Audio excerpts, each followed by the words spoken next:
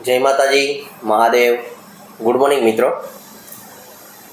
આ સપ્તાહનો છેલ્લો દિવસ શુક્રવાર કે સોમવારના દિવસે નરમાઈથી ખુલેલા બજારથી કે આ સપ્તાહની અંદર વાત કરું છું તો મંગળ, બુધ અને ગુરુ આ ત્રણ દિવસ માર્કેટ માટે ઘણા એવા સારા સાબિત થયા છે.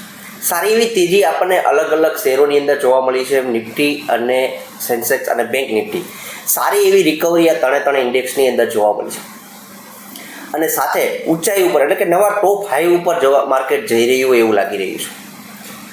પણ દરેક રિટેલ મિત્રોને, આપણી જેવા નાના રિટેલ મિત્રોને એક જ પ્રશ્ન અત્યારે થતો હશે કે આટલી મોટી રિકવરી, આટલું ઇન્ડેક્સ ટોપ હાઈ ઉપર જઈ રહ્યું છે, તેમ છતાં આપણા પોર્ટફોલિયોની અંદર રિકવરી કેમ નથી?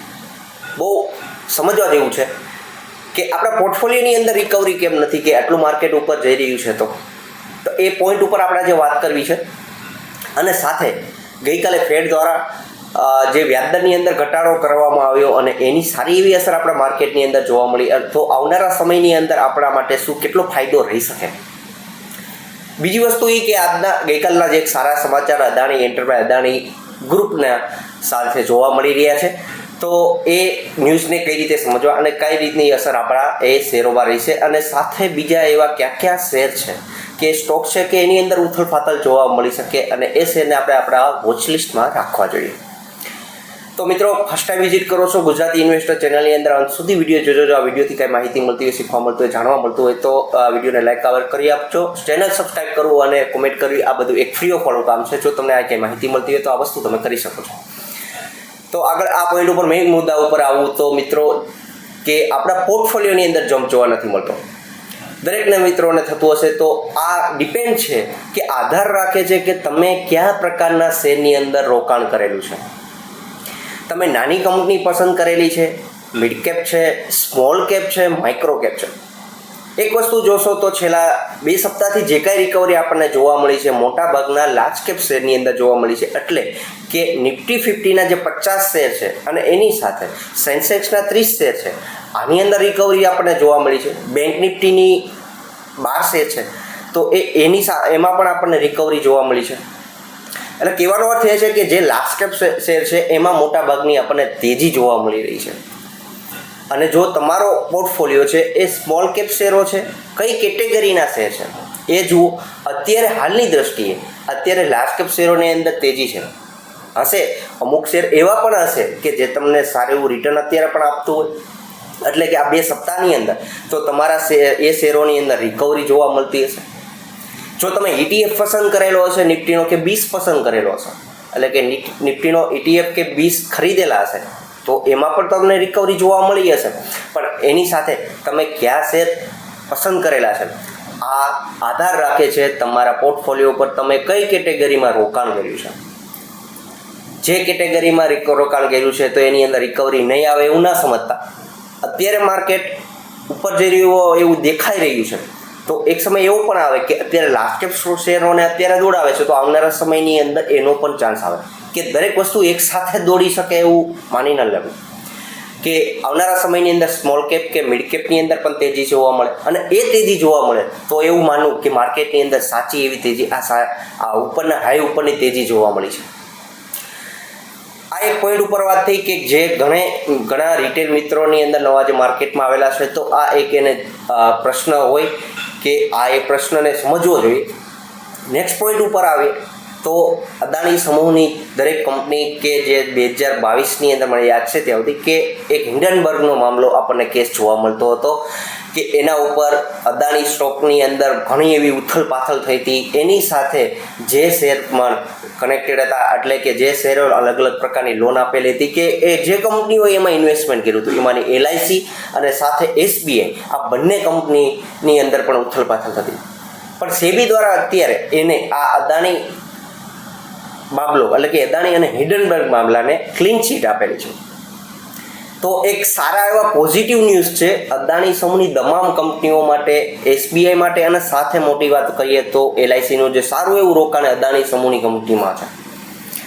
તો આજના દિવસે અદાણી સ્ટોક્સના તમામ શેરો ઉપર તો નજર રાખજો. અગાઉના વિડીયોની અંદર પણ આ શેરને અદાણી એન્ટરપ્રાઇઝને આપણે ધ્યાનમાં રાખવાનું કીધું હતું. જો મોટા શેરમાં તેજી આવતી હોય તો આ શેરની અંદર તેજી આવી શકે એને ધ્યાનમાં લઈ પણ અદાણી સ્ટોક્સની અંદર એક બીજી એવી કંપનીની વાત કરું તો મિત્રો અદાણી પાવર, ગ્રીન અને એનર્જી, આ ત્રણેય કંપની ઉપર નજર રાખજો. એટલા માટે કે તમામ શેરોની અંદર રિકવરી છે, એટલે કે Adani enterprise, Adani port, SSC, cement, એ બધી કંપનીઓની અંદર રિકવરી છે, પણ આ શેરોની અંદર રિકવરી નથી. કદાચિત આ શેરની અંદર સારી એવી રિકવરી આવી જાય, એટલા માટે એક ધ્યાનને લઈ આ પોઈન્ટને ધ્યાનને લઈ કારણ એક રીઝન હોવું જોઈએ કે આપણી પાસે આ શેરને હુકમ ચંપાવી શકે. તો અદાણી પાવર, અદાણી ગ્રીન અને અદાણી એન્ટરપ્રાઇઝ અને સાથે અદાણી સ્ટોક્સ, એસબીઆઈ અને એલઆઈસી તો છે જ. હવે નેક્સ્ટ પોઈન્ટ ઉપર વાત કરીએ તો ત્યાર પછીના ફેડ રેટ કટ પછી તો એક સારી એવી વાત કરીએ અને માર્કેટે આપણને એને સારી એવું રિસ્પોન્સ આપતું જોવા મળ્યું. પણ આવનારા સમયની અંદર જો વ્યાજદરમાં ત્યાં પણ હજુ વ્યાજદર કટ થઈ શકે એમ છે. તો સારી એવી વસ્તુ કહી શકીએ જે ફાઇનાન્સ ક્ષેત્રે અને સાથે રિયલ એસ્ટેટ ક્ષેત્રે કે કન્સ્ટ્રક્શન ક્ષેત્રે કામ કરી રહી છે બધી કંપનીઓને ફાયદો થશે. મોટો ફાયદો આપણે આઈટી શેરોની અંદર, કારણ કે આઈટી શેરનો મોટાભાગનો બિઝનેસ છે ત્યાં ડિપેન્ડ છે કે જેનો રેવન્યુ ત્યાંથી જનરેટ થાય છે અને આ બધી કંપનીઓને ત્યાંથી આઈટી કંપનીઓને ત્યાંથી એક સારા એવા ઓર્ડર મળી શકે એમ છે.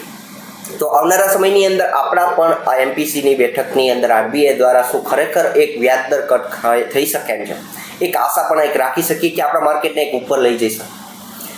ત્યાર પછીનો એક બીજો પોઈન્ટની ઉપર મેં વાત કરી કે કન્ટિન્યુ અલગ અલગ શેરની અંદર જમ છે, સાથે સારા એવા અલગ અલગ પ્રકારના આઈપીઓ પણ આવેલા છે. એમાં થોડા સમય પહેલાં વિક્રમ સોલાર નામની કંપનીનો આઈપીઓ આવેલો હતો. આ કંપની ઉપર મારો વ્યૂ કે મારા કહેવા પ્રમાણે કે હું એવું ધારું છું કે મેનેજમેન્ટ પણ સારું હોવું જોઈએ. મેનેજમેન્ટની અંદર સારા ઓર્ડર છે, સારું કામ છે, સારી એવી આવનારા સમયની અંદર આ કંપનીને સારા ઓર્ડર મળી શકે એમ છે.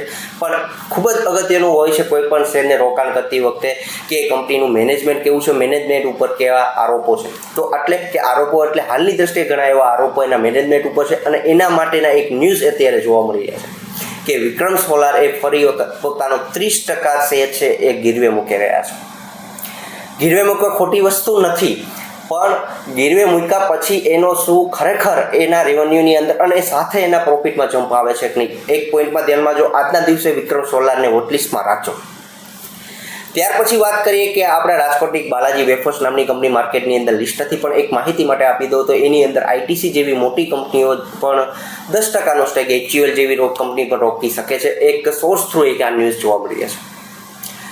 ત્યાર પછી વાત કરીએ કે આપણે ઘણી કંપનીઓની અંદર શેર બાબતે વાત કરેલી છે કે આ શેરોને તમે ધ્યાનમાં રાખી શકો છો. કોઈ પણ ખરીદવાનો વેચવાનો કોઈ પણ આ વિડીયો ઉપર કહેવામાં આવતું નથી, પણ એક ઉથલ પાથલ જોવા મળતી હોય ત્યારે માર્કેટમાં સારી એવી રિકવરી હોય ત્યારે અલગ અલગ શેરની વાત કરીએ છીએ.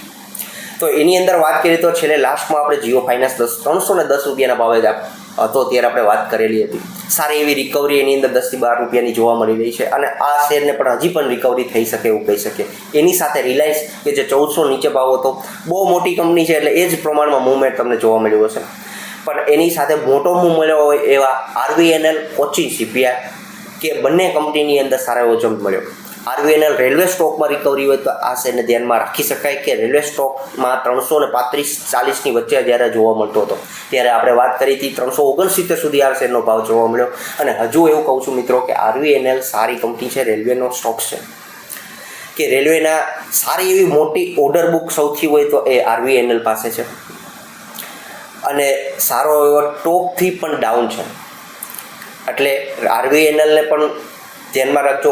એ સાથે ઈડા ફાઇનાન્સ ક્ષેત્રે, રિન્યુએબલ ક્ષેત્રે જ્યારે વાત થઈ ત્યારે એટલો મૂવમેન્ટ નહોતો, પણ ગઈકાલે એ શેરમાં સારો જમ્પ જોવા મળ્યો. તો ઈડા સારો એવો જમ્પ આવનારા સમયની અંદર મળે, કારણ કે આ શેર ઘણો ડાઉન છે એના ટોપથી. બીજી વસ્તુ કે કોઈ પણ શેરની વાત કરી તો એ તેદી ત્યારે જ જમ્પ જોવા મળે એવું ના સમજવું. એવી જ રીતે કોચિન શિપયાર્ડની વાત થઈ હતી આપણે મિત્રો 1750ના ભાવે જોવા મળતો હતો. ડિફેન્સના તમામ શેરોની અંદર જમ્પ હતો, પણ આ શેરની અંદર જમ્પ એટલો જમ્પ હાઈ નહોતો. એટલે કે મીન્સ કે બીજા બધા શેર સારા એવા રિકવર થઈ ગયા હતા, પણ આ સારી એવી કંપની અત્યારે નીચે ડાઉનમાં મળતી હતી. તો આપણે એને ધ્યાનમાં રાખવો જોઈએ કે આ શેર પણ સારું કરી શકે. 1750ના ભાવે જોવા મળતો હતો ત્યારે આપણે આ સપ્તાહની અંદર વાત થઈ હતી. આજના દિવસે પણ એવરેજ 1900 સુધી આ શેરનો જમ્પ જોવા મળ્યો તો એવરેજ જોશો તો 9 થી 10%નો જમ્પ જોવા મળ્યો છે. ફરી આજના દિવસે ગઈકાલે આપણે ઝેન્ટેક ઉપર પણ વાત કરી, પણ આજના દિવસે ફરી એક શેર વિશે વાત કરું છું, ઝોમેટો કે ઇટરનલ. હાલની દ્રષ્ટિએ નામ આ શેર જ્યારે પણ નીચે આવે છે ત્યારે એની અંદર જમ્પ જોવા મળે છે. ન્યૂ એજ બિઝનેસ એટલે કે આવનારી નવી પેઢીનો આ એક બિઝનેસ કહી શકીએ કે એક ક્ષેત્રે આ કંપની કામ કરી રહી છે. મોટું કામ એનું બ્લિંકિટ ઉપર છે કે આ બ્લિંકિટનું જે એનું કામ છે ફાસ્ટ ડિલિવરી, કોઈ પણ વસ્તુ મંગાવો તમને 5 થી 10 મિનિટની અંદર ડિલિવરી થાય છે. આવનારા સમયની અંદર આ વસ્તુની અંદર હજુ 8 થી 2 થી 3 ગણા એના કંપનીના જમ્પ જોવા મળશે એવું એજન્સી ગ્રુપ દ્વારા અલગ અલગ અનુમાન કે લગાડવામાં આવી રહ્યું છે. તો આજના દિવસે ઝોમેટો ઉપર નજર રાખજો મિત્રો. ફર્સ્ટ ટાઈમ વિઝિટ કરી છે આ વિડીયોને ચેનલની અંદર અંત સુધી વિડીયો જોયો છે તો હું એવી આશા રાખું છું કે આ વિડીયોથી તમને ઘણું એવું માહિતી મળી છે અને તમે અંત સુધી ટેકાશો. તો ફ્રી ઓફ વાળું કામ કરતા જજો મિત્રો, સબસ્ક્રાઈબ કરતા જજો, તમારા મિત્રો સાથે શેર કરજો અને કોમેન્ટ કરવાનું ના ભૂલતા. થેન્ક યુ, અંત સુધી વિડીયો જોયો છે.